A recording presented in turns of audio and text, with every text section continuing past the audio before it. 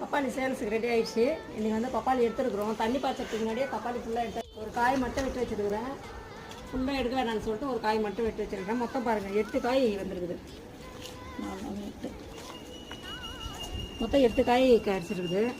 ஏற்கனவே ஆல்ரெடி எடுத்துன்னு போயிட்டு கடையில் கொடுத்துருக்குறேன். பழக்கடையில் எடுத்து கொடுத்துருக்குறேன் ஒரு 8 காய். அது சேல்ஸ் ஆச்சு என்னன்னு தெரியல.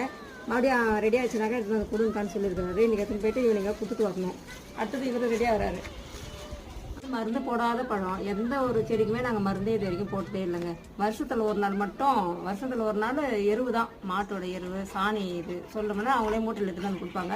வருஷத்தில் ஒரு நாள் ஆள் வச்சு நாங்கள் அங்கங்கே வேறு ரெண்டு மட்டும் வச்சு விட்டுருவோம். மற்ற வரைக்கும் நாங்கள் இது வரைக்கும் மருந்துன்னு எதுவுமே தெளிச்சதே இல்லை.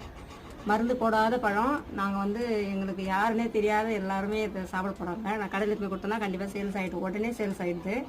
எல்லாரும் மருந்து இல்லாத பழம் சாப்பிட்றாங்கன்னு ஒரு மன திருப்தி. எனக்கு சந்தோஷமாக இருக்குது. எனக்கு